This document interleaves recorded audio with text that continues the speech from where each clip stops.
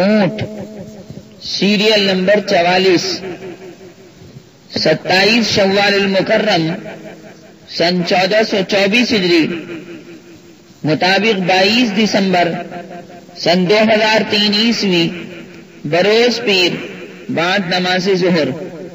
بسم اللہ الرحمن الرحیم الحمد لله الذي هدانا لهذا وما كنا لنهتدي لولا أن هدانا الله وأكمل لنا ديننا وأتم علينا نعمته ورضي لنا الإسلام دينا فلا نعبد ولا نستعين إلا إياه ونشهد أن لا إله إلا الله وحده لا شريك له ونشهد أن سيدنا ونبينا وحبيبنا وشفيعنا ومولانا محمدا عبده ورسوله صلى الله تعالى عليه وعلى آله وأصحابه وأزواجه وذرياته وسلم تسليما كثيرا كثيرا.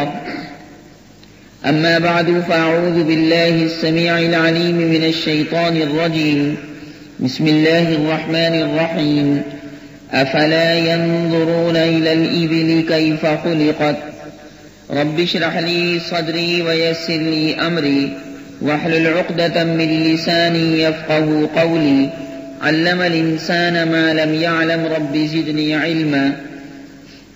خواتین و حضرات، اللہ تبارک و تعالی نے جیسا کہ میں بار بار اس کو عرض کر چکا ہوں، بیان کر چکا ہوں، اس دنیا کو جس میں ہم اور آپ رہتے ہیں فانی عالم بنایا ہے. یہاں کی ہر چیز فانی ہے، ہر چیز یومن فیومن سوئے فنا جا رہی ہے. اللہ تبارک و تعالی نے اپنی ذات گرامی کو غیر فانی رکھا ہے. باری سبحانہ و تعالی جیسا کہ قرآن اور حدیث کے اندر بیان فرمایا گیا، لوگوں کو مرنے کے بعد دوبارہ زندہ فرمائیں گے. حساب کتاب ہوگا، اعمال کے اعتبار سے آدمی اپنے اپنے مقام پر جائے گا. اعمال صالحہ زیادہ ہوں گے تو آدمی جنت اور اس کی نعمتوں سے سرفراز کر دیا جائے گا، اور اگر برائیاں زیادہ ہوں گی، گناہ زیادہ ہوں گے تو اللہم احفظنا نار جہنم میں اس کو ڈالا جائے گا. اللہ تبارک و تعالی اعمال کو پیش نظر رکھتے ہوئے ہر ایک انسان کا مقام اور ہر ایک انسان کی جگہ کو طے فرمائے گا. بہرحال باری سبحانہ و تعالی نے اس عالم کو فانی بنایا ہے، ختم ہو جانے والا مقام بنایا ہے، یہ بھی فانی ہے، اور اس کے اندر رہنے والی مخلوقات بھی فانی ہیں. کفار اور مشرکین، مخالفین اسلام، دشمنان اسلام اسی بات کا انکار کرتے تھے اور یہ بات کہتے تھے کہ ہمیں مرنے کے بعد دوبارہ زندہ ہونا نہیں ہے، بلکہ یہ دنیاوی زندگانی ہی سب کچھ زندگی ہے. اللہ تبارک و تعالی نے قرآن پاک کی متعدد آیات میں ان کفار اور مشرکین مخالفین اسلام کی تردید فرمائی اور یہ بات ارشاد فرمائی ہے کہ یہ لوگ غلط کہتے ہیں، غلطی کے اندر مبتلا ہیں، بے وقوفی، حماقت اور صفات کی بات کرتے ہیں. جس خدا نے ایک مرتبہ بنا دیا، پیدا کر دیا، وہ دوبارہ بدرجہ اولا پیدا کرنے پر قادر ہے. باری سبحانہ و تعالی نے اس آیت کریمہ میں جو آج کے درس کی آیت کریمہ ہے اپنی قدرت کاملہ کی ایک چیز کو بیان فرمایا ہے. کفار اور مشرکین کے عقائد باطلہ کو بیان فرمانے کے بعد اور قیامت کا ذکر فرمانے کے بعد کہ دیکھو قیامت تو آنا بالکل یقینی ہے اور مرنے کے بعد دوبارہ حساب کتاب کا ہونا، مرنے کے بعد دوبارہ پیدا ہونا یقینی اور لازم اور حتمی شے ہے. لہذا بعث بعد الموت یعنی مرنے کے بعد دوبارہ زندہ ہونے کا آپ ہرگز انکار نہ کریں اور اس بات کی قطعاً حماقت نہ کریں. آسمان زمین کے پیدا کرنے والے خدا نے خواتین و حضرات قرآن مجید فرقان حمید کی متعدد آیات میں مختلف انداز سے مختلف کلمات کے ساتھ مختلف الفاظ کے ساتھ قیامت اور اس کے احوال کا ذکر فرمایا ہے۔ باری تعالیٰ نے بہت سی چیزیں آیات اور نشانی کے طور پر ذکر فرمائی ہیں کہ بھئی ان چیزوں کو دیکھنے کے بعد آپ لوگ میری قدرت کاملہ کا اعتراف کر سکتے ہو، اس کو تسلیم کر سکتے ہو۔ چنانچہ آج کی درس کی آیت کریمہ میں اللہ تبارک و تعالی نے ایبل کا ذکر فرمایا ہے۔ ایبل عربی زبان میں اونٹ کو کہتے ہیں، ویسے ایبل کے معنی بادل کے بھی آتے ہیں۔ اللہ تبارک و تعالی نے یہاں اونٹ کا ذکر اس واسطے کیا ہے، ویسے اس اونٹ کے ذکر کے ساتھ آسمان زمین کے پیدا کرنے والے خدا نے تین اور چیزوں کا ذکر فرمایا۔ اونٹ کے ذکر کے ساتھ ساتھ آسمان کا ذکر فرمایا اور پہاڑ کا ذکر فرمایا، زمین کا ذکر فرمایا۔ باری سبحانہ و تعالی نے سب سے پہلے اونٹ کا ذکر فرمایا، اس بات کو پیش نظر رکھتے ہوئے کہ عربوں کے یہاں اونٹ کثرت کے ساتھ پیدا ہوتا تھا اور ہوتا ہے، اور اونٹ ہمیشہ اہل عرب کے پاس رہتا ہے۔ لہذا اے اہل عرب، تم اللہ تبارک و تعالیٰ کو کمزور کیوں سمجھتے ہو، باری تعالیٰ کو ضعیف کیوں سمجھتے ہو؟ جس خدا نے اتنا بڑا آسمان پیدا کر دیا، جس خدا نے ایسا عظیم الجثہ عظیم الشان اونٹ جانور پیدا کر دیا، تو وہ خدا ظاہر ہے کہ مرنے کے بعد تمہیں دوبارہ زندہ کرنے پر قادر ہے۔ ساری مخلوقات کو اللہ تبارک و تعالیٰ دوبارہ زندہ فرمائے گا اور حساب کتاب ہوگا۔ یہ اونٹ آپ دیکھیں جو تمہارے ارد گرد رہتا ہے، آس پاس رہتا ہے، تمہارے گھروں کے باہر بندہ رہتا ہے، گھروں کے اندر بندہ رہتا ہے، حویلی کے اندر بندہ رہتا ہے، میدانوں کھیتوں اور باغات کے اندر یہ اونٹ بندہ رہتا ہے، اور اس اونٹ کے اوپر تم سواری بھی کرتے ہو، اس بوجھ بھی لاد کر لاتے ہو۔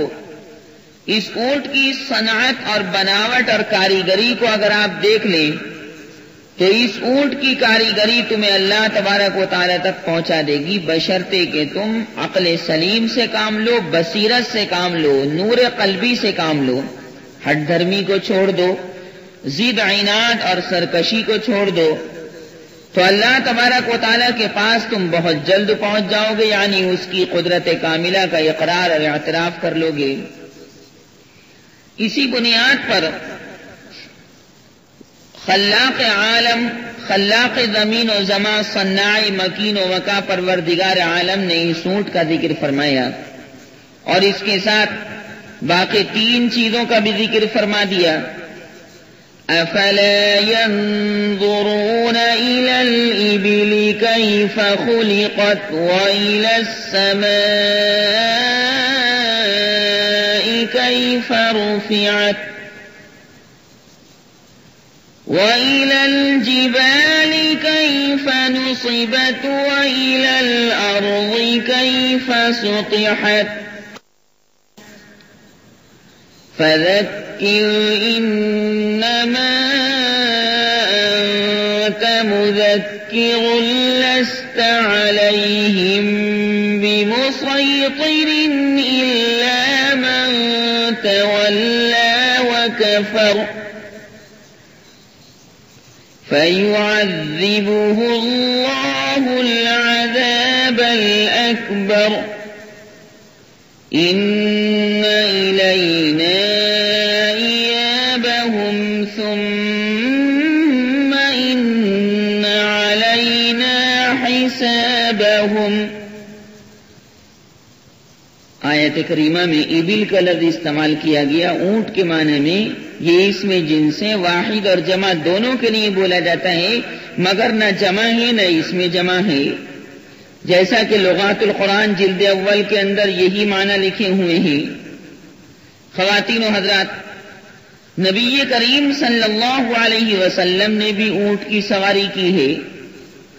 حضور اقدس صلی اللہ علیہ وسلم نے اور حضرات صحابہ کرام رضوان اللہ تعالی علیہ مجمعین نے بھی اونٹ کو استعمال فرمایا ہے، اونٹ کی سواری کی ہے۔ آج بھی اہل عرب اس اونٹ کی سواری کو اپنائے ہوئے ہیں۔ زمانہ چاہے کتنی ترقی کا ہے، الیکٹرانک سسٹم دنیا کے اندر موجود ہے، مگر بدو اہل قریہ اہل دیہات برابر اس اونٹ کی سواری کو اپنائے ہوئے ہیں۔ باری سبحانہ و تعالی نے اس کو عجیب و غریب انداز سے بنایا ہے۔ ایک عظیم الجثہ جانور ہے۔ ویسے تو اللہ تعالیٰ کی قدرت کاملہ کی نشانیاں ہر جگہ موجود ہیں، اور اللہ تبارک و تعالیٰ کی ذات گرامی کے وجود پر دلالت کرنے والی ہیں۔ نبی کریم صلی اللہ علیہ وسلم نے بہت سی نشانیوں کو بیان فرمایا، اور خود قرآن کریم فرقان حمید کے اندر باری سبحانہ و تعالی نے اپنی قدرت کاملہ کی نشانیوں کا ذکر فرمایا ہے۔ عقل سلیم رکھنے والا معمولی سی چیز کو دیکھ کر اللہ کی قدرت کاملہ کا اقرار کر سکتا ہے، باری سبحانہ و تعالی کی طاقت اور قوت کا اعتراف کر سکتا ہے اور اس کو تسلیم کر سکتا ہے، لیکن پھر وہی بات کہ بصیرت ہونا ضروری ہے، عقل سلیم کا ہونا بے انتہا ضروری ہے۔ نبی کریم صلی اللہ علیہ وسلم نے فرمایا، تمام جانوروں میں اونٹ تو گھر والوں کے لیے باعث عزت و شرف اور بکریاں برکت کا سبب ہوتی ہیں، اور خیر اور بھلائی تو گھوڑوں کی پیشانیوں میں یعنی گھوڑوں کی لاتوں میں قیامت تک کے لیے بندھی ہوئی ہے۔ یہ حدیث پاک ابن ماجہ کے اندر موجود ہے۔ اللہ تعالیٰ نے اسی اونٹ کا یہاں پر ذکر فرمایا ہے کہ وہ جانور جو تمہارے پاس موجود ہے، تمہارے نزدیک موجود ہے، اس کی گردن کو دیکھو، اس کے پیروں کو دیکھو، اس کی ٹانگوں کو دیکھو کہ اللہ تعالیٰ نے 2 موڑ اس کی ٹانگوں کے اندر بنا رکھے ہیں۔ اتنا بڑا جانور کہ آدمی اس کے اوپر سوار کیسے ہو، اللہ تبارک و تعالی نے اس کے لیے بیٹھنے کا انتظام فرما دیا۔ ریگستانی جانور ہے، ریت کے اوپر یہ اونٹ سرپٹ دوڑا دوڑا پھرتا ہے، اور ظاہر ہے کہ عربوں کے یہاں پانی کی بہت زیادہ کمی تھی، لہذا اللہ تبارک و تعالی نے اس اونٹ کے جسم میں پانی کی ایک ایسی ٹنکی بنا دی ہے کہ 10 دن کا پانی، 15 دن کا پانی یہ آسانی کے ساتھ پی لیتا ہے، اور جہاں دور دور تک کئی میل تک پانی کا وجود نہیں ہوتا، تو اونٹ اس جسم کے اندر موجود ٹنکی میں سے پانی حلق میں لاتا ہے اور اپنے حلق کو تر کر لیتا ہے، پیاس کو بجھا لیتا ہے۔ ہمارے آپ کے عقیدے کے مطابق ہمارا آپ کا خدا، ہمارا آپ کا رب متعال چونکہ ہر چیز پر قادر ہے، لہذا جیسے چاہا جب چاہا اللہ تبارک و تعالی نے مخلوق کو پیدا فرما دیا۔ خواتین و حضرات، اونٹ کی خصوصیت یہ ہے کہ وہ بھاری بوجھ لاد کر بلا تکلف اٹھ جاتا ہے اور بیٹھ بھی جاتا ہے، اور اس کی فرما برداری اور اطاعت کا یہ عالم ہے کہ اگر کوئی چوہیا اونٹ کی نکیل دبا کر جہاں لے جانا چاہے آسانی کے ساتھ لے جا سکتی ہے، وہ یہ نہیں دیکھتا کہ مجھے لے جانے والا کون ہے، جہاں کسی نے نکیل پکڑی اور یہ اونٹ چلنے کے لیے تیار ہو جاتا ہے، اطاعت سے فرما برداری سے کبھی روگردانی نہیں کرتا۔ اور اونٹ کی پشت پر اتنی وسعت ہے کہ انسان اپنے ساز و سامان اور کھانے پینے کی چیزوں ضروری برتن، گدا، تکیا اور کپڑوں کے ساتھ سواری کر سکتا ہے، اور اسے ایسا محسوس ہوگا کہ وہ اپنے گھر میں بیٹھا ہے۔ ان تمام چیزوں کے باوجود اونٹ اس بناوٹی گھر کو یعنی مصنوعی گھر کو لے کر چلتا پھرتا ہے۔ قرآن کریم میں اسی غرابت اور ندرت کی طرف اشارہ کیا گیا ہے۔ أَفَلَا يَنظُرُونَ إِلَى الْإِبِلِ كَيْفَ خُلِقَتْ وَإِلَى السَّمَاءِ كَيْفَ رُفِعَتْ وَإِلَى الْجِبَالِ كَيْفَ نُصِبَتْ وَإِلَى الْأَرْضِ كَيْفَ سُطِحَتْ تم لوگ اپنے پاس قریب کھڑے ہوئے، قریب بیٹھے ہوئے جانور کو دیکھو جس کو تم کھلاتے پلاتے ہو. کتنا شاندار اللہ نے یہ اونٹ پیدا کیا ہے جس کو عربی میں ابلن بھی کہتے ہیں، جملن بھی کہتے ہیں، بعیرن بھی کہتے ہیں، اونٹنی کو ناقتن کہتے ہیں. آسمان زمین کے پیدا کرنے والے خدا نے اونٹ کی لمبی گردن اس لیے بنائی تاکہ اونٹ بوجھ لے کر آسانی کے ساتھ اٹھ بیٹھ جائے اور بھاری بوجھ اٹھا سکے. ان علاقوں کے دانشوروں سے سوال کیا گیا جہاں اونٹ کی نسلیں نہیں ہوتی کہ اونٹ کیا چیز ہے، تو انہوں نے غور و خوض کے بعد یہ جواب دیا کہ وہ ایک لمبی گردن کا جانور ہوتا ہے.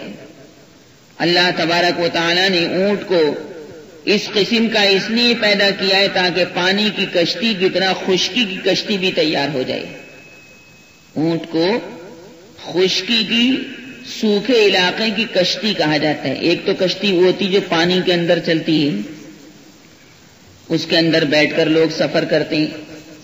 سمندر میں کشتیاں چلتی ہیں، تالابوں میں ندیوں کے اندر کشتیاں چلتی ہیں، نہروں کے اندر کشتیاں چلتی ہیں. سمندر کے پانی کے اوپر یہ کشتیاں چلتی رہتی اور مسافروں کو ادھر سے ادھر پہنچا دیتی ہیں، سامانوں کو ادھر سے ادھر پہنچا دیتی ہیں. تو ان کشتیوں کے اندر بھی اللہ تبارک و تعالیٰ کی قدرت کاملہ کا نمونہ موجود ہے. ان کو دیکھ کر بھی آدمی اللہ تعالیٰ کے قادر مطلق ہونے کا یقین کر سکتا ہے. بسا اوقات کشتی چلتے چلتے سمندر میں طغیانی آ جاتی، طوفان آ جاتا ہے، اور جب یہ کفار اور مشرکین ان کشتیوں کے اندر بیٹھے ہوئے ہوتے ہیں اور طوفان آ کر ان کو گھیر لیتا ہے تو ایسے وقت میں بتوں کو نہیں پکارتے بلکہ خالص اللہ تبارک و تعالیٰ کے نام کو پکارتے ہیں اور کہتے ہیں کہ اگر اللہ نے ساحل پر لگا دیا، کنارے پر لگا دیا تو بس سمجھیں گے کہ ہمیں توحید مل گئی، یعنی ہم اللہ تعالیٰ کو ایک مان لیں گے اور باری سبحانہ و تعالیٰ کے ساتھ نہ اس کی ذات میں کسی کو شریک مانیں گے، نہ اس کی صفات میں سے کسی صفت میں شریک مانیں گے. انسان جب مصیبت میں گر جاتا ہے تو اللہ تعالیٰ کو پکارتا ہے. اللہ سبحانہ و تعالی انسان کی اس حالت کو دیکھتا ہے، لیکن اس کے باوجود باری تعالی انسان کے کاموں کو بنا دیتا ہے. تو صاحب خشکی کی کشتی یعنی اونٹ کو بھی اللہ نے نہیں بنایا، اور پانی کی کشتی کو بھی جس کو سفینتن کہتے ہیں عربی کے اندر، وہ بھی اللہ کی بنائی ہوئی ہے. اللہ نے اس کا ذکر بھی یعنی پانی کی کشتی کا ذکر بھی قرآن پاک میں کیا 11ویں پارے میں سورہ یونس کے اندر. هو الذي يسيركم في البر والبحر حتى إذا كنتم في الفلك وجرين بهم بريح طيبة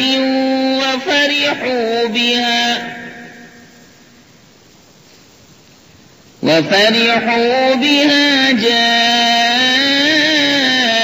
جاءتها ريح عاصف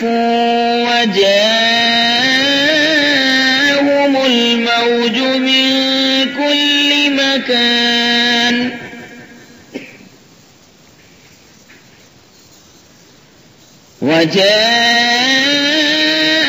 الموج من كل مكان وظنوا أنهم أحيط بهم دعوا الله مخلصين له الدين لئن أنجيتنا من هذه لنكونن من الشاكرين.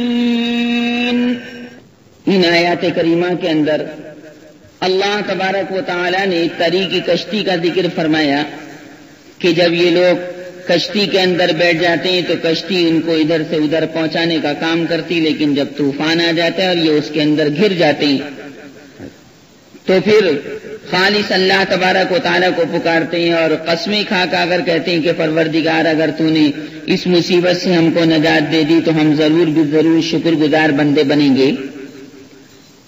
اللہ نے فرمایا کہ جب ان کو ہم نے ساحل پر لگا دیا، کنارے پر لگا دیا، تو پھر وہی بغاوت والے کام کرنے لگے، وہی شرکیہ کام کرنے لگے، وہی بدعات اور خرافات والے کام کرنے لگے. یہ انسان کی بے وفائی اللہ نے بیان فرمائی، لیکن اللہ انسان کے ساتھ کبھی بے وفائی نہیں کرتا. فَلَمَّا أَنْجَاهُمْ إِذَا هُمْ يَبْغُونَ فِي الْأَرْضِ بِغَيْرِ الْحَقِّ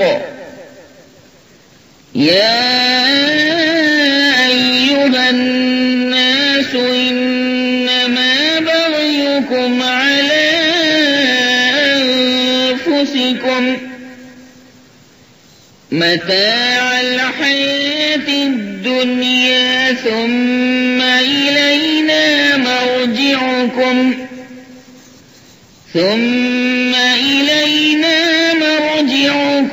فننبئكم بما كنتم تعملون. بہرحال باری سبحانہ و تعالی نے اس خشکی کی کشتی کو یعنی اونٹ کو ان کے سامنے ذکر فرمایا. اونٹ کی یہ بھی خصوصیت ہے کہ وہ پانی پر صبر کرنے کی زبردست طاقت اور قوت کا مالک ہے. چنانچہ اونٹ سفر میں 10 دن تک پانی نہ ملنے کی وجہ سے صبر کا مظاہرہ کر سکتا ہے. اسی طرح یہ ہر اس گھاس پھوس کو کھا لیتا ہے جس کو دوسرے جانور دوسرے حیوان نہیں کھا سکتے. حضرت سعید ابن جبیر رضی اللہ تعالی عنہ نے بھی اس اونٹ کا ذکر فرمایا ہے. فرماتے ہیں سعید ابن جبیر علیہ الرحمہ کے ایک مرتبہ راستے میں قاضی شریع علیہ الرحمہ سے میری ملاقات ہو گئی تو میں نے ان سے کہا کہ آپ کہاں تشریف لے جا رہے ہیں؟ انہوں نے فرمایا کہ میں کوڑی پر جا رہا ہوں جہاں پر گھاس پھوس اگی رہتی ہے. میں نے کہا کہ وہاں جا کر آپ کیا کریں گے؟ فرمایا کہ میں وہاں اونٹوں کو دیکھوں گا کہ اللہ نے ان کو عجیب انداز میں پیدا کیا ہے. ان کے اس فرمانے کا مطلب یہ تھا کہ اونٹ کو اگر مالک کھانے پینے کو نہ دے اور اس کی نکیل آزاد چھوڑ دے، رسی آزاد چھوڑ دے، تو وہ خود بخود اپنے کھانے پینے کا انتظام کر لیتا ہے. نبی کریم صلی اللہ علیہ وسلم نے حدیث پاک میں ارشاد فرمایا، حیات الحیوان میں اس کا ذکر ہے کہ اونٹ کو برا بھلا نہ کہا کرو، اس لیے کہ وہ خون کا پھایا اور شریف آدمی کے لیے مہر ہے. یعنی جب آدمی کسی کو قتل کر دیتا ہے تو ظاہرے کے بدلے میں اس کو قتل کیا جاتا ہے، یعنی قصاصاً اس کو قتل کیا جاتا ہے. لیکن اگر مقتول کے وارثین قصاص کو جان کے لینے کو معاف کر دیں تو بدلے میں پھر 100 اونٹ دیے جاتے ہیں. یہ ہے خون کے پھائے ہونے کا مطلب. نبی کریم صلی اللہ علیہ وسلم نے بھی حدیث پاک میں اس کا ذکر فرمایا قرآن پاک کی خبر گیری کرو، یعنی قرآن برابر پڑھتے رہا کرو تاکہ بھولو نہیں. قسم ہے اس ذات کی جس کے قبضے میں محمد کی جان ہے، قرآن پاک سینوں سے اتنی جلدی نکل جاتا ہے کہ اونٹ بھی اتنی جلدی اپنی رسی سے نہیں نکلتا. یہ حدیث پاک بخاری شریف اور مسلم شریف میں ہے.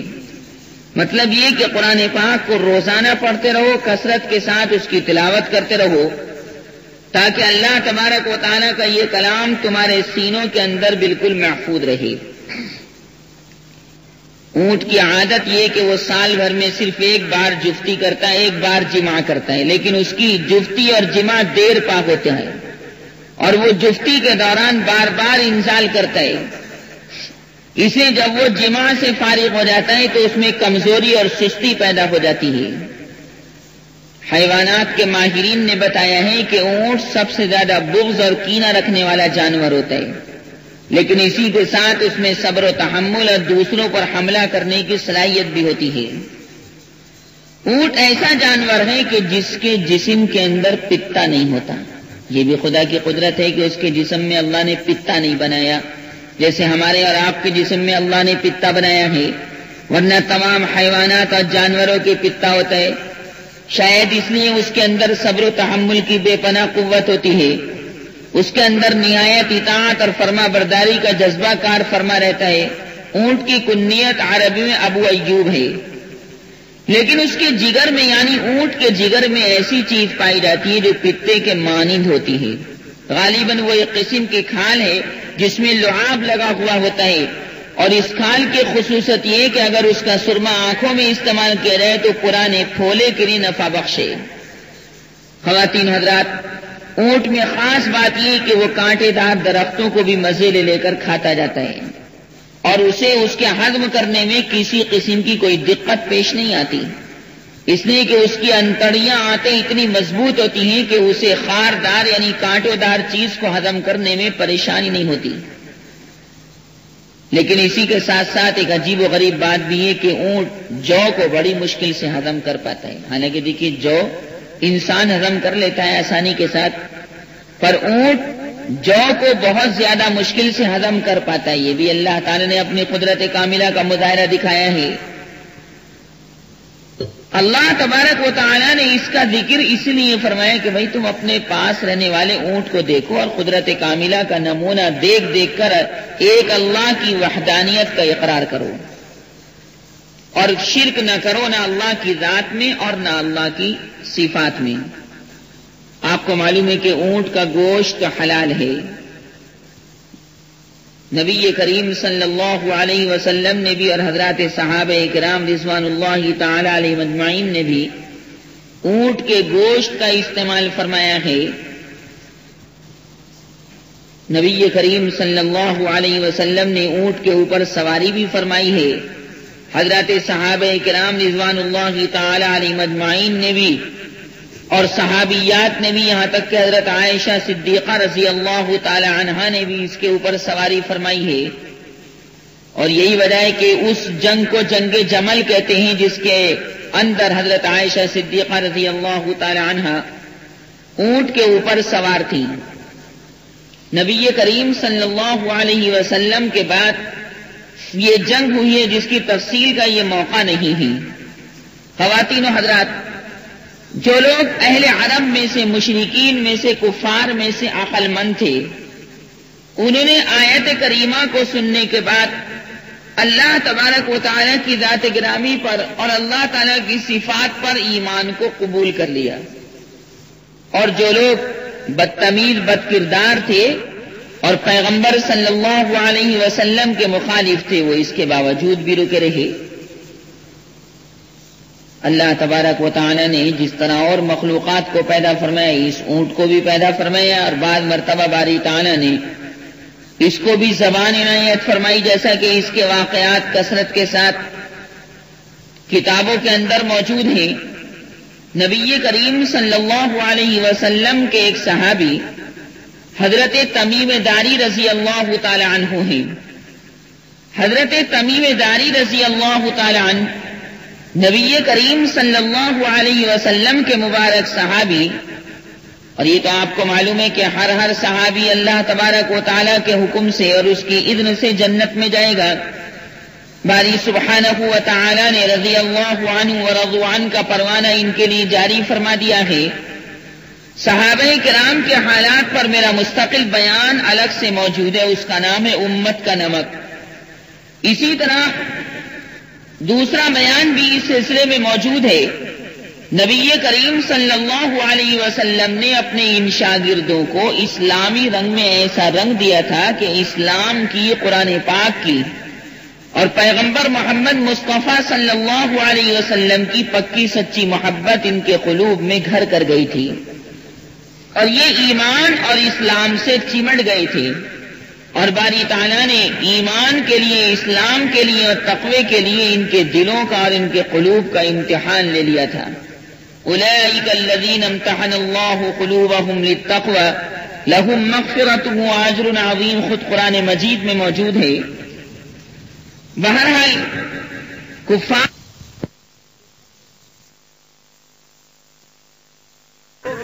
عقل سلیم رکھنے والے تھے، انہوں نے ایمان لانا شروع کر دیا کہ واقعی اللہ نے اس کو عجیب و غریب انداز سے پیدا فرمایا ہے۔ تمیم داری فرماتے ہیں کہ ایک مرتبہ ہم لوگ جناب محمد الرسول اللہ صلی اللہ علیہ وسلم کے ساتھ بیٹھے ہوئے تھے کہ اچانک ہمارے پاس ایک اونٹ دوڑتا ہوا آیا، اور حضرات صحابہ کرام رضوان اللہ تعالی علیہ مجمعین تو علم دین سیکھنے کے لیے، قرآن پاک سیکھنے کے لیے، دینی مسائل سیکھنے کے لیے، دین کے احکام سیکھنے کے لیے پیغمبر محمد مصطفیٰ صلی اللہ علیہ وسلم کے پاس رہتے ہی تھے، صحبت بافید میں رہتے تھے، حاضر باش رہتے تھے بارگاہ نبوی میں۔ فرماتے ہیں کہ ہم لوگ پیغمبر صلی اللہ علیہ وسلم کے ساتھ بیٹھے ہوئے تھے کہ اچانک ہمارے پاس ایک اونٹ دوڑتا ہوا آیا، یہاں تک کہ وہ حضرت آمنہ کے در یتیم جناب محمد الرسول اللہ صلی اللہ علیہ وسلم کے سر کے پاس آ کر کھڑا ہو گیا اور بل بلانے لگا۔ حضور اکرم صلی اللہ علیہ وسلم تو ظاہر سی بات ہے تمام عالموں کے لیے رحمت بنا کر بھیجے گئے تھے۔ پیغمبر صلی اللہ علیہ وسلم جس طرح انسانوں کے اوپر رحم و کرم کا معاملہ فرماتے تھے، جانوروں کے اوپر بھی رحم و کرم کا معاملہ فرماتے تھے۔ جانوروں کے حقوق اس عنوان سے میرا مستقل بیان اور الگ سے تقریر موجود ہے۔ میں نے اس کیسٹ کے اندر، اس تقریر کے اندر جانوروں کے حقوق کو بیان فرمایا ہے اور یہ عرض کیا ہے اور یہ ثابت کیا ہے کہ جس طرح اللہ تبارک و تعالی نے باقی تمام چیزوں کے واسطے احکام بیان فرمائے اپنی شریعت مطہرہ میں، قرآن پاک میں، اور پیغمبر صلی اللہ علیہ وسلم سے احادیث کریمہ میں ان کو بیان کروایا، اسی طرح جانوروں کے حقوق بھی رکھے ہیں۔ جانوروں کے حقوق کو بھی اللہ تبارک و تعالی نے کھول کر تفصیل کے ساتھ بیان کروایا سرکار مدینہ صلی اللہ علیہ وسلم کی زبان گوہر افشاں سے۔ خیر جی، وہ اونٹ جو تھا دوڑتا دوڑتا نبی کریم علیہ الصلاۃ والسلام کے پاس آیا۔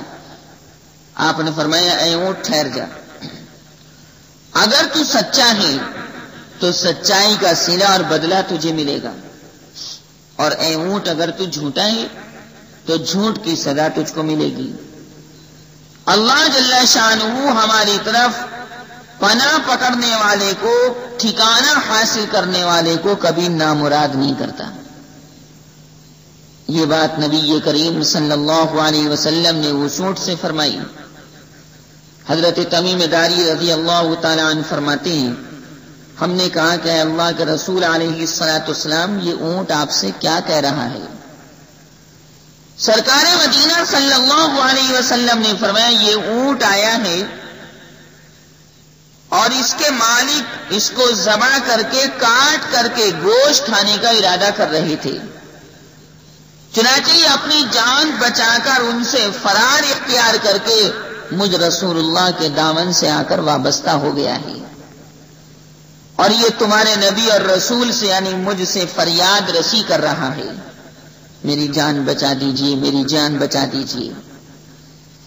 نبی کریم صلی اللہ علیہ وسلم جانوروں کی بولی اور پرندوں کی بولی سمجھا کرتے تھے۔ حضرت داؤد، حضرت سلیمان کے بارے میں تو قرآن مجید میں ہے کہ ان کو ہم نے منطق طیر سکھائی تھی، پرندوں کی بولی سکھائی تھی، لیکن ہمارے اور آپ کے پیارے پیغمبر جناب محمد الرسول اللہ صلی اللہ علیہ وسلم بھی جانوروں کی اور پرندوں کی بولی کو سمجھ لیا کرتے تھے۔ صحابہ کرام سے فرما دیا کہ اس کے مالک اس کو کاٹ کر اس کا گوشت کھانا چاہتے ہیں اور یہ مجھ سے فریاد رسی کر رہا ہے۔ تمیم داری فرماتے ہیں کہ ہم لوگ ابھی بیٹھے ہوئے تھے حضور علیہ الصلاۃ والسلام کے پاس کہ اچانک اونٹ والے دوڑتے ہوئے، یعنی اونٹ کے مالک دوڑتے ہوئے آ گئے۔ اونٹ نے جب اپنے مالکوں کو دیکھا تو پھر وہ نبی پاک صلی اللہ علیہ وسلم کے سر مبارک کے پاس پناہ لے کر کھڑا ہو گیا۔ اللہ تبارک و تعالی نے اونٹ کے اندر بھی یہ ادراک پیدا فرما دیا تھا اور یہ معرفت پیدا فرما دی تھی کہ یہ سرکار مدینہ صلی اللہ علیہ وسلم ہیں، نبیوں کے نبی ہیں، رسولوں کے رسول ہیں، اور یہ رحمت للعالمین ہے۔ جس طرح انسانوں کے اوپر رحم و کرم کا معاملہ فرماتے ہیں، جانوروں اور پرندوں کے اوپر بھی رحم و کرم کا معاملہ فرماتے ہیں۔ مالکوں نے آ کر یہ کہا کہ اللہ کے رسول، یہ اونٹ تو ہمارا ہے اور یہ 3 دن سے بھاگا ہوا ہے، اب ہم تلاش کرتے کرتے اس کو آپ کے پاس دیکھ رہے ہیں۔ یہ سن کر نبی کریم صلی اللہ علیہ وسلم نے فرمایا، یہ اونٹ تو مجھ سے تمہاری شکایت کر رہا ہے۔ اونٹ کے مالکوں نے کہا کہ اللہ کے رسول، یہ اونٹ آپ سے ہماری کیا شکایت کر رہا ہے؟ رسول اللہ صلی اللہ علیہ وسلم نے فرمایا اونٹ یہ کہہ رہا ہے کہ چند سالوں سے وہ تمہارے ساتھ ہے اور تم اس کے مالک ہو. تم گرمیوں میں گھاس کی منڈی تک اس پر بوجھ لاد لاد کر لے جاتے ہو اور سردیوں میں اون اور گرم سامانوں کے بازار تک لاتے ہو. پھر جب یہ اونٹ بڑا ہو گیا تو تم نے اس سے جفتی کرائی، اس کے ذریعے بچے پیدا کروائے. سرسبزی شادابی ہوئی تو تم نے اس کو کاٹ کر کے گوشت کھانے کا ارادہ کر لیا. انہوں نے کہا کہ اللہ کے رسول خدا کی قسم معاملہ بالکل ایسا ہی ہے جیسے آپ فرما رہے ہیں، اور اس نے بالکل صحیح بات آپ سے بیان فرمائی. اچھا، صحابہ کرام رضوان اللہ تعالی علیہ مجمعین چونکہ جانوروں کی بولی سمجھتے نہیں تھے تو صحابہ کرام نے سرکار مدینہ صلی اللہ علیہ وسلم سے پوچھا کہ اونٹ کیا کہہ رہا ہے، آپ ہی فرمائیے. حضور علیہ الصلوۃ والسلام نے فرمایا کہ اے اس اونٹ کے مالکو، تمہیں اس فرما بردار اونٹ کو یہی صلہ دینا چاہیے، ایسا ہی تمہیں ان کے ساتھ کرنا چاہیے تھا. انہوں نے کہا کہ یا رسول اللہ، اچھا ہم آپ سے وعدہ کرتے ہیں نہ ہم اسے بیچیں گے، نہ فروخت کریں گے، اور نہ ذبح کریں گے، نہ کاٹیں گے، نہ اس کا گوشت کھائیں گے. رسول اللہ صلی اللہ علیہ وسلم نے فرمایا تم لوگ جھوٹ بولتے ہو. اونٹ نے تم سے فریاد کی لیکن تم نے اس کی فریاد رسی نہ کی، تم نے اس کے اوپر رحم نہ کیا، اس لیے میں تم سے زیادہ اس پر رحم کرنے کا حقدار اور مستحق ہوں. میں اللہ کا رسول ہوں. اللہ تبارک و تعالی نے منافقوں کے دلوں سے رحم و کرم کو سلب کر کے مومنوں کے دلوں میں ودیعت فرما دیا ہے. چنانچہ یہ فرما کر نبی کریم صلی اللہ علیہ وسلم نے 100 درہم کے بدلے میں اونٹ کو اس کے مالکوں سے خرید لیا اور فرمایا اونٹ سے کہ اونٹ جا، تو اللہ کے لیے آزاد ہے. اتنا فرمانے کے بعد، اتنا سننے کے بعد وہ اونٹ نبی کریم صلی اللہ علیہ وسلم کے پاس سر مبارک کے پاس کھڑے ہو کر پھر بلبلانے لگا. اونٹ بلبلا رہا ہے، ذرا خاموش ہوا تو آپ نے فرمایا آمین آمین آمین. پھر دوبارہ بلبلایا، دوبارہ بولا، خاموش ہوا تو آپ نے فرمایا آمین آمین آمین. پھر تیسری مرتبہ وہ اونٹ بلبلایا. نبی کریم صلی اللہ علیہ وسلم نے فرمایا، حضور علیہ الصلوۃ والسلام نے فرمایا آمین آمین آمین. پھر چوتھی بار بلبلایا، بولا تو نبی کریم صلی اللہ علیہ وسلم رونے لگے. اب کی مرتبہ آمین آمین نہیں فرمایا. تمیم داری فرماتے ہیں کہ میں نے اور میرے ساتھیوں نے کہا کہ اللہ کے رسول یہ اونٹ کیا کہہ رہا ہے؟ کیا کہہ رہا تھا جو آپ نے بار بار آمین آمین فرمایا؟ کوئی دعا کر رہا تھا.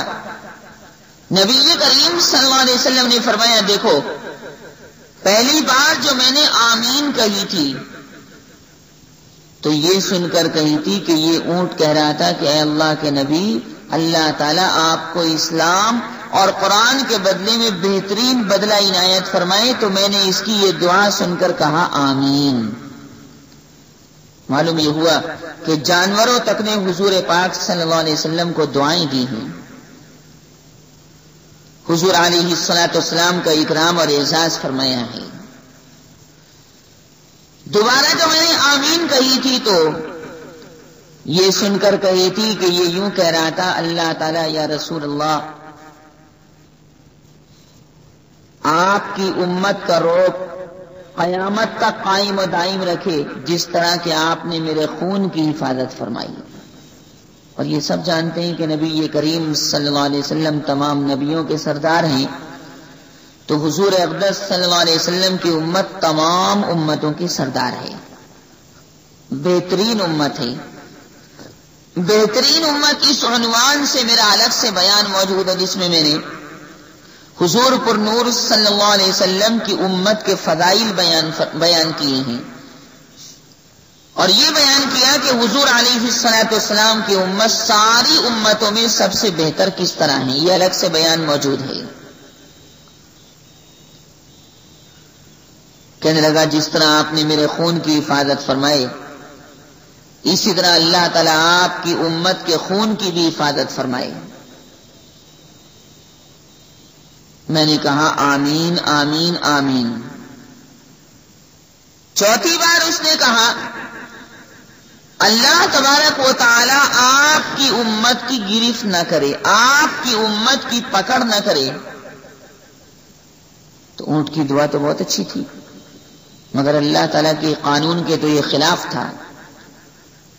حضور پاک صلی اللہ علیہ وسلم نے بھی اپنی امت کے حق میں یہ دعا فرمائی تھی کہ پروردگار تو میری امت کی پکڑ مت کرنا۔ تو اللہ تعالیٰ نے حضور علیہ السلام کی یہ دعا قبول نہیں فرمائی۔ جس طرح اور امتوں کی پکڑ ہوگی ایسے ہی اس امت محمدیہ کی بھی پکڑ ہوگی۔ تو میں یہ سن کر رونے لگا، اس لیے کہ میں نے یہ ساری دعائیں اللہ سے کی تھی جو اونٹ نے کی تھی، اللہ نے قبول فرما لیا، اور آخر میں گرفت سے منع فرمایا کہ نہیں، یہ دعا اے محمد صلی اللہ علیہ وسلم آپ کی قبول نہیں ہوگی۔ ان فناء امتی بالسیف جرى القلم بما هو کائن، تقدیر میں لکھا جا چکا ہے کہ میری امت کی تباہی تلوار سے ہوگی، یعنی وہ آپس میں لڑیں گے، فتنہ اور فساد برپا کریں گے۔ بہرحال نبی کریم علیہ الصلوۃ والسلام نے فرمایا پہلی بار اس نے کہا ہے اللہ کے نبی اللہ تعالیٰ آپ کو اسلام اور قرآن کے بدلے میں بہترین بدلہ عنایت فرمائے، تو میں نے آمین کہا۔ دوبارہ اس نے کہا اللہ تعالیٰ آپ کی امت کا روح قیامت تک قائم رکھے، جس طرح کہ آپ نے میرے خون کی حفاظت فرمائی اسی طرح اللہ تعالیٰ آپ کی امت کے خون کی بھی حفاظت فرمائے۔ چنانچہ میں نے آمین کہہ دی۔ اس میں دونوں دعائیں آ گئیں، دو، اور ایک پہلی تین اور چوتھی یہ کہ اللہ تعالیٰ آپ کی امت کی گرفت نہ کرے۔ معلوم یہ ہوا کہ نبی کریم صلی اللہ علیہ وسلم کی معرفت ان جانوروں کو بھی تھی، اور یہ بھی حضور علیہ السلام کے مقام عالی کو سمجھتے تھے، پیغمبر صلی اللہ علیہ وسلم کے حقائق اور دقائق کو بھی سمجھتے تھے، مگر اللہ تبارک و تعالی نے ان جانوروں کو شریعت کا مکلف نہیں بنایا۔ شریعت کا مکلف تو اللہ تبارک و تعالی نے انسانوں کو بنایا، قرآن اور حدیث کا مکلف انسانوں کو بنایا، جنات کو بنایا،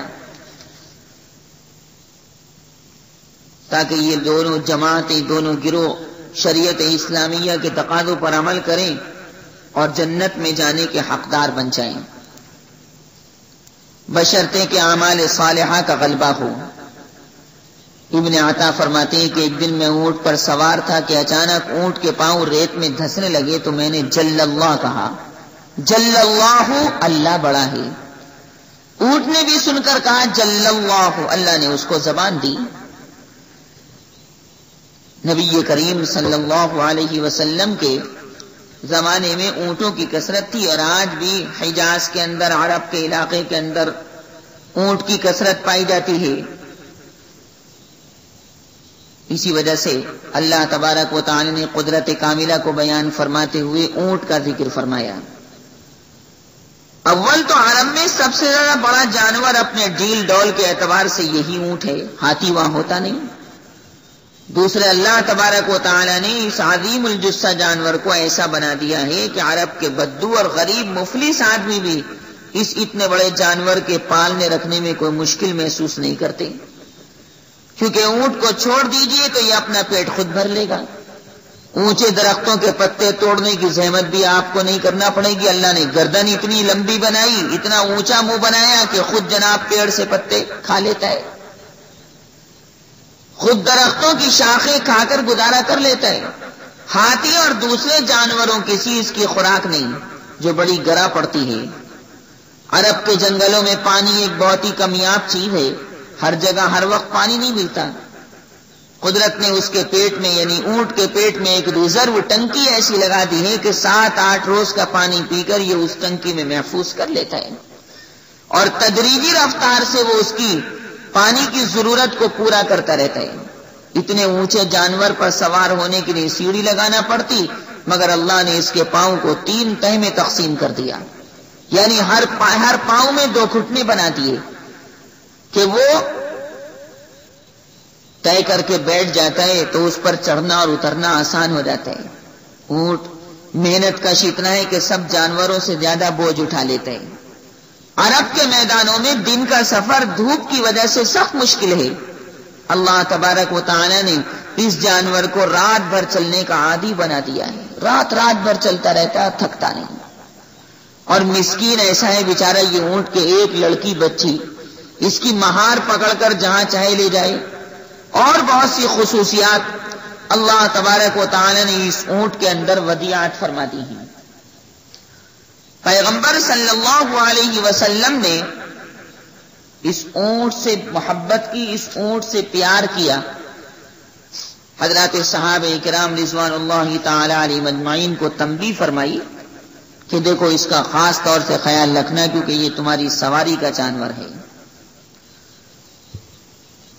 اللہ تبارک و تعالی نے پیغمبر صلی اللہ علیہ وسلم سے اس کے حقوق کو بیان فرمایا.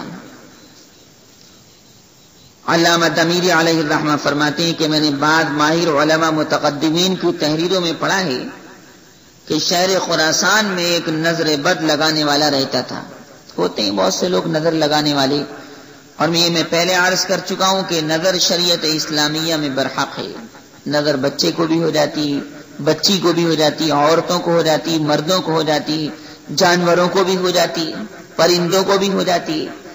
نظر بے انتہا انسان کو اور جس کو لگتی ہے پریشان کر دیتی ہے. تو وہ نظر بد لگانے والا رہتا تھا. وہ ایک روز مجلس میں بیٹھا تھا تو اس کے سامنے سے اونٹوں کی ایک قطار گزری. اس نظر لگانے والے نے حاضرین مجلس سے دریافت کیا بتاؤ کون سے اونٹ کا گوشت کھاؤ گے. انہوں نے ایک بہترین اونٹ کی جانب اشارہ کر دیا. اس نظر لگانے والے نے اس پر نظر ڈالی تو ایسی نظر لگی کہ وہ اونٹ فوراً گر گیا. اونٹ کا مالک ہوشیار تھا، اس نے کہا کس نے میرے اونٹ کو نظر لگائی ہے، اس کو یہ دعا پڑھ کر نظر بد زائل کر دینی چاہیے. اس دعا کے پڑھنے کے بعد چند ہی ساعت گزری تھی کہ وہ اونٹ صحیح سالم کھڑا ہو گیا، گویا کہ اسے کچھ ہوا ہی نہیں تھا. نظر کے اندر تاثیر بھی تو اللہ ہی پیدا کرتا ہے. اور پھر زبان سے جو دعا نظر اتارنے کے لیے، نظر دور کرنے کے لیے پڑھی جاتی ہے، اس کے اندر بھی تاثیر اللہ تبارک و تعالی پیدا کرتا ہے. قرآن پاک کی آیت کریمہ ہے وَإِن يَكَادُ الَّذِينَ كَفَرُوا لَيُزْلِقُونَكَ بِأَبْصَارِهِمْ لَمَّا سَمِعُوا الذِّكْرَ وَيَقُولُونَ إِنَّهُ لَمَجْنُونٌ وَمَا هُوَ إِلَّا ذِكْرٌ لِلْعَالَمِينَ. 29ویں پارے میں سورہ نون والقلم کی آخری آیت ہے. اس کو پڑھ کر اگر نظر والے پر دم کیا جائے تو اللہ تبارک و تعالی اس کی نظر دور فرما دیتے ہیں اور اس کو صحیح سالم و تندرست کر دیتے ہیں. ویسے نظر بد کے عنوان سے میرا الگ سے بیان موجود ہے، پورے 1 گھنٹے کی تقریر ہے نظر کے بارے میں. اس میں تو میں نے پوری تفصیل ذکر کی اور بہت دعائیں ذکر کی ہیں کہ نظر بد کو کیسے دور کیا جاتا ہے اور نظر بد کی حقیقت کیا ہے. بس اوقات کیا ہوتا ہے کہ آدمی کا مال زیادہ ہو جاتا ہے تو لوگ نظریں لگانے لگتے ہیں، بال بچے اچھے کپڑے پہننے لگتے ہیں تو لوگ نظریں لگانے لگتے ہیں، نظر لگا دیتے ہیں. حسد، جلن، بغض و عناد کے اوپر اتر آتے ہیں. دکانداری اچھی چلتی ہے تو دکانداری کو نظر لگا دیتے ہیں. کاروبار پر اثر پڑتا ہے تو مالک کہنے لگتا ہے کہ پہلے دکان تو بہت اچھی چلتی تھی لیکن اب دکان جو ہے وہ صحیح نہیں چل رہی، گاہک آتا ہی نہیں. یہ ایسی چیزیں ہوتی رہتی ہیں. ایک تو اپنی ترقیات لوگوں سے چھپانی چاہیے اور اللہ تبارک و تعالیٰ کے اوپر ساری چیزیں چھوڑ دینی چاہیے کیونکہ نفع نقصان کا حقیقی مالک اللہ تبارک و تعالیٰ ہے. لیکن ہاں آدمی کو اپنی ترقیات کی چیزیں لوگوں سے چھپانی چاہیے، ادھر ادھر ان کو بیان نہیں کرنا چاہیے جس کی وجہ سے نظر لگے. علامہ دمیری علیہ الرحمہ نے لکھا ہے کہ قاضی حسین بیان فرماتے ہیں کہ ایک نبی تھے، اللہ تعالیٰ کے احکام انہوں نے لوگوں تک پہنچائے. اس نبی کا نام ذکر نہیں کیا گیا. ہر نبی کا نام ویسے ہمیں اور آپ کو بتایا بھی نہیں گیا. 26-27 نبی ایسے ہیں جن کا نام ہمیں اور آپ کو معلوم ہے، باقی ان کے اوپر ہمارا تفصیلی ایمان ہے. اور جن 1,24,000 پیغمبروں میں سے جن نبیوں کے اسماء گرامی ذکر نہیں کیے گئے ان کے اوپر ہمارا اجمالی ایمان ہے، ایمان سب پر ہے، تو ہر نبی کا نام شریعت میں نہیں بتایا گیا۔ تو قاضی حسین علیہ الرحمہ فرماتے ہیں کہ ایک نبی نے اپنی امت کو بہت سمجھایا، مان لو اللہ کو ایک تسلیم کر لو، بتوں کی عبادت ترک کر دو، لیکن امت کے لوگوں نے نبی کی بات پر کان نہیں دھرا۔ آپ کو معلوم ہے کہ سمجھانے والا جب سمجھاتا ہے اور بات ماننے والا اس کی بات کو نہیں مانتا، اس کی بات کو تسلیم نہیں کرتا، تو ظاہر سی بات ہے کہ سمجھانے والے کو غصہ آتا ہے، نصیحت کرنے والے کو پھر غصہ آنے لگتا ہے کہ ہم تو نصیحت کر رہے ہیں، محنت کر رہے ہیں، تگ و دو کر رہے ہیں، رات اور دن ان کے لیے خیر کا معاملہ سوچ رہے ہیں، بھلائی کی بات سوچ رہے ہیں، یہ جہنم کے راستے پر چل رہے ہیں، ہم ان کو محنت کر کر کے سمجھا بجھا کر جہنم کے راستے سے بچا کر جنت کے راستے پر لانا چاہتے ہیں، لیکن یہ تو بات کو مانتے نہیں، بہت زیادہ پریشان کرتے ہیں، تو ظاہر ہے کہ اس کو بھی غصہ آنے لگتا ہے۔ آپ کو معلوم ہے کہ حضرت نوح علیہ السلام نے اپنی قوم کو 950 سال تک سمجھایا، لیکن قوم نے کسی بات کا اثر قبول نہیں کیا، بلکہ الٹا حضرت نوح علیہ السلام کے وہ لوگ مخالف ہو گئے۔ حضرت نوح علیہ السلام کی منکر قوم کے اوپر اللہ تبارک و تعالی نے پانی کا عذاب بھیج دیا، پانی کا طوفان ان کے اوپر آ گیا اور ان کو ہلاک کر دیا گیا۔ طوفان نوح اس عنوان سے میرا الگ سے بیان موجود ہے، پوری تفصیل میں نے اس کیسٹ کے اندر بیان کی ہے کہ حضرت نوح علیہ السلام کی منکر قوم کے اوپر پانی کا عذاب، پانی کا طوفان کیسے آیا تھا، اور وہ پانی پوری دنیا میں پھیل گیا تھا یا خاص اس علاقے کے اندر پھیلا تھا جس علاقے کے اندر حضرت نوح علیہ السلام کی قوم رہتی تھی۔ یہ پوری تفصیل میں نے اس کیسٹ میں ذکر کی ہے، اس کا نام ہے طوفان نوح۔ بہرحال وہ اللہ کا نبی قوم کو سمجھاتا رہا، نصیحت کرتا رہا، پر یہ لوگ باز نہیں آئے۔ اس کے دل کو تکلیف پہنچی کہ میں محنت کر رہا ہوں، لیکن پھر بھی جناب یہ لوگ باز نہیں آتے اور اللہ تبارک و تعالیٰ کی وحدانیت کو قبول نہیں کرتے۔ اللہ تبارک و تعالیٰ نے جب یہ دیکھا کہ میرے بھیجے ہوئے نبی کے دل کو ان منکرین اسلام نے، منکرین وحدانیت نے، منکرین وحی الہی نے دکھایا ہے، تو باری تعالیٰ نے غصہ ہو کر ایک ہی رات میں 1000 افراد کو موت دے دی۔ اس نبی کی امت کے 1000 آدمی مر گئے ایک ہی رات کے اندر۔ اب صبح کو جب نبی کو معلوم ہوا کہ 1000 آدمی ایک دم یک لفظ دفعتاً واحدہ مر گئے، تو ان کو بھی فکر ہوئی کہ لوگ کہیں گے کہ بتائیے کیسا نبی تھا کہ اس نے ہمارے 1000 آدمیوں کو مروا دیا۔ حالانکہ مارا تو اللہ تبارک و تعالی نے اپنی حکمت بالغہ کو پیش نظر رکھتے ہوئے، لیکن نسبت تو لوگ میری جانب کریں گے۔ صبح کو اللہ کے اس نبی نے جب ان کو مرے ہوئے دیکھا تو باری تعالیٰ سے عرض کی کہ پروردگار یہ کیا ہو گیا، 1000 آدمی مر گئے۔ تو اللہ تبارک و تعالی نے فرمایا کہ جب تم نے ان کی تعداد کو کثیر سمجھا تو تم نے ان کی حفاظت کی کیوں نہیں دعا کی؟ انہوں نے کہا کہ پروردگار میں کس طرح حفاظت کرتا؟ باری سبحانہ و تعالی نے فرمایا کہ تم یہ دعا پڑھ کے ان کی حفاظت کی دعا کرتے، یہ دعائیہ کلمات تم اپنی زبان سے نکالتے اور ان کی حفاظت کی دعا کرتے تو یہ محفوظ رہتے۔ اس اللہ کے نبی نے عرض کی کہ پروردگار وہ دعائیہ کلمات کون سے ہیں جن سے جان کی، مال کی، عزت آبرو کی حفاظت ہوتی ہے؟ اللہ تبارک و تعالی نے پیغمبر کو وحی بھیجی کہ وہ دعائیہ کلمات یہ ہیں کہ تمہیں یوں کہنا چاہیے تھا، حصنتکم بالحی القیوم الذی لا يموت ابدا ودفعت عنکم السوء بلا حول ولا قوة الا باللہ العلی العظیم۔